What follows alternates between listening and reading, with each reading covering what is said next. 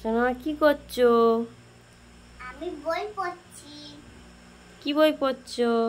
বিজ্ঞান বই। আর তুমি কিসে পড়ো? আমি ইউকেজিতে পড়ি। তোমার কি কি বই আছে? আমার বিজ্ঞান বই আছে, তারপরে বাংলা আছে, ইংরাজি আছে,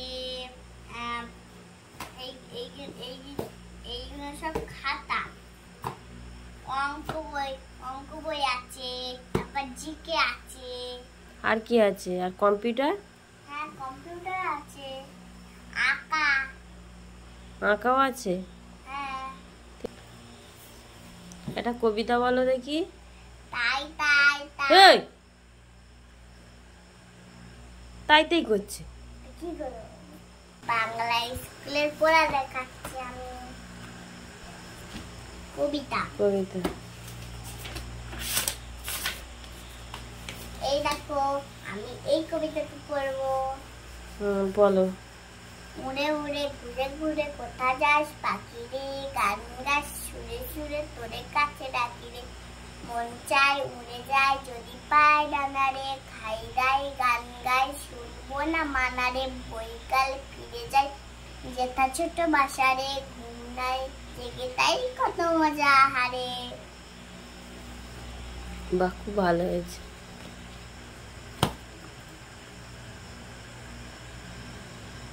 আর তোমার বাবার নাম কি?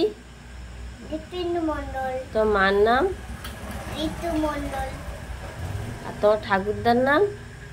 পঞ্চা মন্ডল। আর তোমার ঠাকুমার নাম?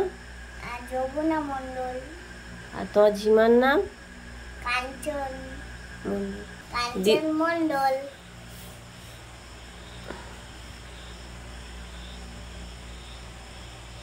তোমার কি হয়েছে গলায়? গলা চুলকাচ্ছে। কি হয়েছে গলায়? গলায় ঘামাচি হয়েছে। আর তুমি কখন করে স্কুলে যাও? আমি হ্যাঁ, সকালে তারপরে দুপুরে যাই, কিন্তু দুপুরে স্কুলটা বন্ধ করে দিয়েছি। তারপরে আবার সন্ধ্যেতেও পড়ি। আর তুমি সকালে কি খেয়ে স্কুলে যাও? সকালে সরবেরিয়া স্কুল।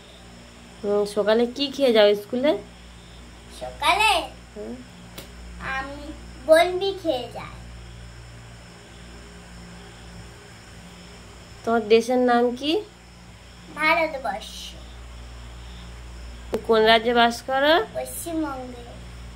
একটু বই রিডিং পড়ো দেখি। বই? হ্যাঁ, বাংলাটা পড়ছি। হ্যাঁ। বাংলাটা পড়বো না, বিজ্ঞান পড়ছি।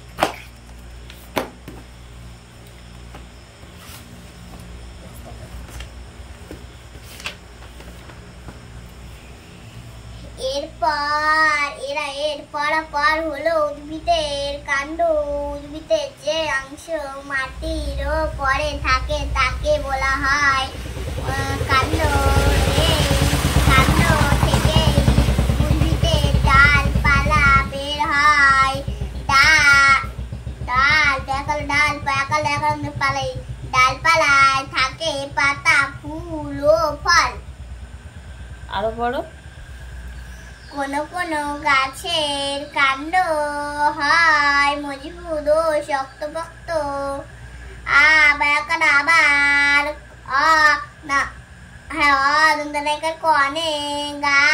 গাছের কাণ্ড হয় নরম। তোমাকে যদি কেউ প্রশ্ন করে কটায় সে একটি গাছের কোন আনুষ্কার অংশটি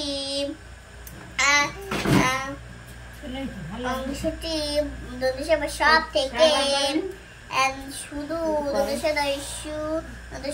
শুধু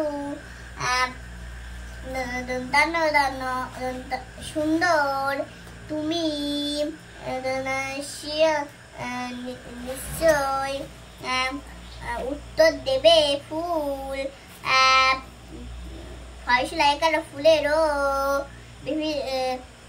বয়াকার আবার নানাংশ হন্ত হয় কুড়ি থেকে ফুল হন্ত হয় ফয়সুলা একার ফুলেরও বিভিন্ন কয়াকার আকার এবং রং থাকে কয়েকশো কিছু ফয়সুলা একার ফুলের ফুলে সুন্দর